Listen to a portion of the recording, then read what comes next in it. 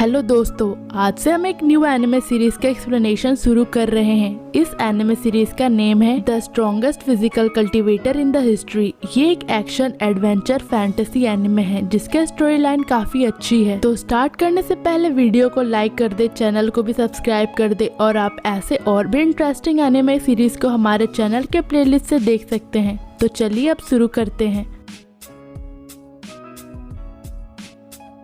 Story की शुरुआत होती है और हमें 9 मिस्टिक रिलम्स को दिखाया जाता है जिसके ऊपर से एक हेवनली लिस्ट पास होता है और स्टोरी टेलर हमें बताता है कि इस 9 मिस्टिक रिलम्स में मार्शल आर्ट्स रूल करता है और रिस्पेक्ट उसे ही दिया जाता है जो सबसे शक्तिशाली होता है। और इस 9 रिलम्स के स्ट्रॉन्गेस्ट कल्टीवेटर्स को ऑनर करने के लिए एक लिस्ट बनाया जाता है जिसका नाम द हेवनली लिस्ट है। ये कहा जाता है कि द हेवनली लिस्ट में जिसका भी नाम होता है उसके पास इन्फिनाइट पावर्स होते हैं, इतना पावर कि वो बादलों को भी वेव करके रेन करा सकता है। और इस लिस्ट में नंबर 1 पर वही होता है जो ग्रेटनेस को अचीव कर लेता है, जो पास्ट और प्रेजेंट को चेंज कर सकता है। वो इमोर्टल गॉड से भी बैटल करने का दमखम रखता है और तो और वो स्काई से कम्पीट करने के लिए हेवेंस के अगेंस्ट भी जा सकता है। और फिर हम हमारे मैन कैरेक्टर को देखते हैं जो द हेवनली ट्रायबुलेशन टेस्ट को फेस करने के लिए एक माउंटेन के एज में खड़ा होता है। जिसके बाद पीछे खड़े एल्डर ई बोलते हैं, लगता है अब ये स्टार्ट होने वाला है। आज grand master E Chang the everlasting heavenly tribulation को चैलेंज करेंगे।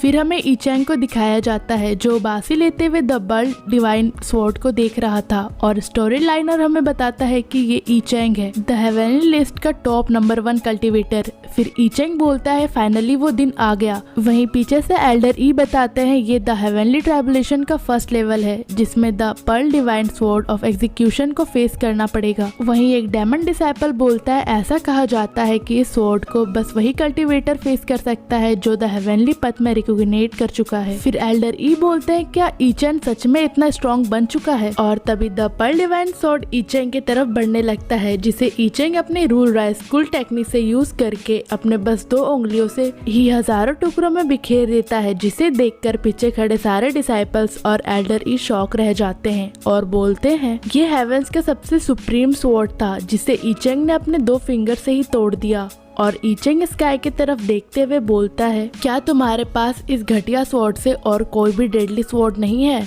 और तभी वहाँ पर हेवेंस के इमोर्टल गॉड अपीयर हो जाते हैं और गुस्से से ई चैंग से बोलते हैं बॉडी रिफाइनिंग रिलम कल्टीवेटर, तुम मेरे सामने बस एक छोटे से कीड़े हो और तुम्हारी इतनी हिम्मत कैसे हो गई कि तुम हेवेंस को चैलेंज कर रहे हो? तुम बहुत एरोगेंट हो। वही ई चैंग अपने कान को खुजाते हुए इमोर्टल गॉड से बोलता है तुम बहुत ज्यादा बोल रहे हो, लगता है तुम्हें भी रेस्ट की जरूरत है। और इमोर्टल गॉड बोलते तुम्हारी हिम्मत कैसे हुई मुझसे ऐसे बात करने की? तभी ई चैंग उस पर एक बहुत ही पावरफुल अटैक कर देता है और वो इमोर्टल गॉड पूरी तरह से डिस्ट्रॉय हो जाता है। जिसके बाद वहाँ माहौल शांत हो जाता है और ई चैंग हेवेंस की तरफ देखते हुए बोलता है मैंने तुम्हारे सारे लोगों को डिफीट कर दिया है और अब तुम्हारी बारी है। जिसके बाद वहाँ चारों तरफ बिजली गिरने लगती है और एल्डर ई बोलते हैं ये 100,000 हेवनली ट्रायबुलेशन है। और ई चैंग एक क्रीपी स्माइल के साथ बोलता है चलो देखते हैं क्या मैं तुम्हें बीट कर पाऊंगा।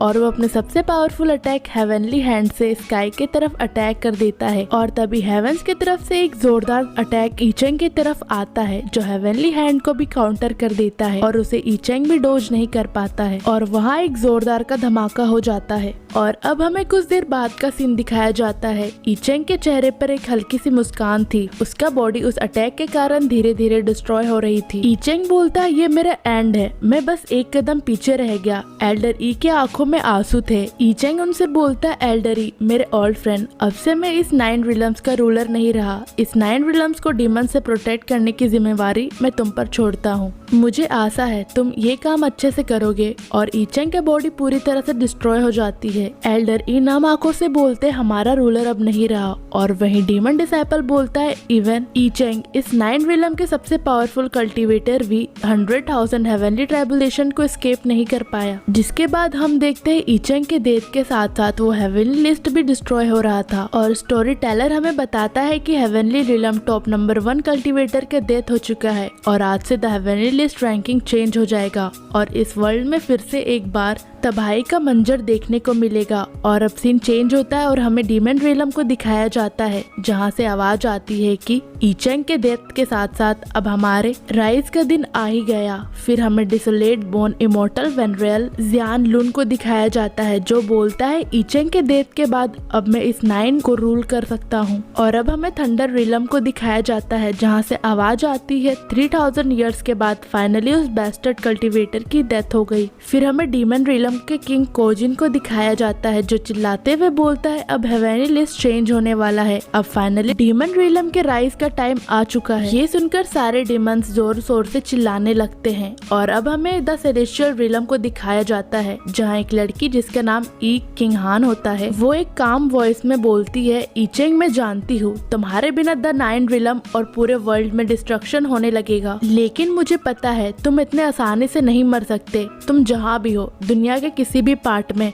मैं तुम्हारा वेट करूंगी। और अब सीन चेंज होता है और हमें ज़्यूज़ुआन कॉन्टिनेंट में कांजाओ सिटी को दिखाया जाता है, जहां एक लड़का अपने हाथों में एक बोर्ड को लिए हुए बोलता है, जिस किसी को भी किंग जुआन सेक्ट के आउटर सेक्ट ट्रायल्स में पार्टिसिपेट करना हो वो मुझे कल मॉर्निंग में रिपोर्ट करे। मैं सभी को किंग जुआन माउंटेन में लेकर जाऊंगा एंट्रेंस एग्जामिनेशंस के लिए। और फिर सारे डिसाइपल अपना अपना नाम एंटर करवाने लगते हैं। तभी वहाँ एक लड़का कुंगफू कैप पहने वहाँ आते हुए बोलता है, किंग जुआन सेक्ट का एंट्रेंस एग्जाम, सब कुछ कितना बदल गया है। फिर वो अपना हैट हटाता है और हमें पता चलता है कि ये ई चैंग है। ई चैंग का दोबारा रीबर्थ हुआ है। ई चैंग बोलता है कि 3000 ईयर्स गुजर चुके हैं और पूरी दुनिया बदल गई है। मैंने कभी ये नहीं सोचा था कि मैं ई चैंग 3000 ईयर्स के बाद किंग जुआन सेक्ट में वापस ही आ गया। तभी वहाँ 2 डिसाइपल्स बात करते हुए बोलते हैं, किंग जुआन सेक्ट के एंसेस्टर ये चैंग जुआन ने बनाया था और उस वक्त इस सेक्ट में मिलियंस डिसाइपल्स थे और किंग जुआन सेक्ट पूरे 9 मिस्टिक रिलम्स के नंबर 1 पर था। फिर ई चैंग मन ही मन सोचता है, मैं यहाँ 3000 ईयर्स के बाद वापस आया हूँ और मैं अभी भी यही सोच रहा हूँ कि करंट में किंग जुआन सेक्ट का रूलर कौन है। और तभी ई चैंग की नजर एक चाइल्ड बेगर पर जाती है। उसे देखकर ई चैंग बोलता है, the twin Daoist constitution in eons, इस बच्चे की जैसे सुपीरियर डाओ बॉडी इस रिलम में कैसे हो सकती है। मैंने ऐसा सोचा नहीं था कि इस लोअर रिलम में भी इतने आउटस्टैंडिंग टैलेंट्स होंगे। फिर वो बच्चा स्काई की तरफ फिंगर दिखाते हुए बोलता है, देखो स्काई में एक बड़ा सा ब्लैक पाइथन है। ये सुनकर वहाँ खड़े कुछ लोग उसका मजाक बनाते हुए बोलते हैं, तुम कितने नॉनसेंस जैसी बात कर रहे हो, स्काई में कोई पाइथन कैसे हो सकता है, क्या तुम बेवकूफ हो। और फिर ई चैंग बोलता है, the twin Daoist constitution body सच में बहुत ज्यादा सेंसिटिव होते हैं, स्काई में जरूर कोई पाइथन होगा। तभी एक आदमी स्काई की तरफ फिंगर दिखाते हुए बोलता है, वहाँ देखो वो क्या है। और हम देखते हैं स्काई में आउटर रिलम से एक बिग ब्लैक पाइथन आ गया था। उसे देखकर सारे लोग इधर उधर भागने लगते हैं और वो पाइथन बोलता है, आज यहाँ पर 100 से भी ज्यादा मार्शल आर्टिस्ट हैं। और वो अपने पूछ से सारे डिसाइपल पर हमला करने लगता है। फिर वो बोलता है, सालों की रिसर्च के बाद फाइनली आज मैं 8000 मार्शल आर्टिस्ट के ब्लड पी लूंगा और एक कंप्लीट ड्रैगन बन जाऊंगा। और तभी वहाँ पर किंग जुआन सेक्ट वर्मिलियन बर्ड होल से हांग जैंकलिंग वहाँ अपने डिसाइपल्स के साथ आते हुए बोलती है, मुझे विश्वास नहीं हो रहा है कि ये ह्यूमन लैंग्वेज बोल सकता है, लगता है ये बिस्ट ट्रांसमाइग्रेशन स्टेट पर लगता है इसे 8000 मार्शल आर्टिस्ट का ब्लड चाहिए। तभी पाइथन बोलता है, और मैं तुम लोगों को ये भी नहीं छोड़ूंगा। तभी हान जैंगलिंग अपने डिसाइपल्स को पाइथन पर अटैक करने का ऑर्डर दे देती है, लेकिन पाइथन उनके अटैक को काउंटर करके सबके ब्लड को एब्जॉर्ब करते हुए बोलता है, इन फीमेल्स का ब्लड तो काफी टेस्टी है। तभी हान बोलती है, हम लोग इस पाइथन को मुकाबला नहीं कर सकते हैं, जल्दी किंग जुआन सेक्ट के सीनियर ब्रदर्स को हेल्प के लिए इन्फॉर्म करो। और तभी एक डिसाइपल स्काई में एक लाइटनिंग हेल्प सिग्नल भेजती है और वो पाइथन बोलता है, जब तक कोई यहाँ पर तुम्हारे हेल्प के लिए आएगा मैं तुम्हारे ब्लड से ड्रैगन बन जाऊंगा, तो तुम लोग अपने डेथ को एक्सेप्ट करो। फिर पाइथन हंसते हुए बोलता है, मैं पहले इस सिटी को डिस्ट्रॉय कर देता हूँ, फिर सारे मार्शल आर्टिस्ट का ब्लड पी जाऊंगा। तभी सिटी में सारे लोग डर के भागने लगते हैं और वो बच्चा ई चैंग को पकड़कर रोने लगता है। पाइथन सारे लोगों पर अपने पूंछ से हमला कर देता है, लेकिन तभी ई चैंग उसके पूंछ को अपने एक ही फिंगर से हीरो की तरह रोक लेता है और बोलता है, भद्दे कीड़े तुम्हारी हिम्मत कैसे हुई इतने एरोगेंटली बिहेव करने की। और इसी के साथ एपिसोड 1 यहीं पर खत्म होता है। दोस्तों, क्या आप लोगों को ये एनिमे सीरीज पसंद आया और क्या हमें ये सीरीज कंटिन्यू एक्सप्लेन करना चाहिए?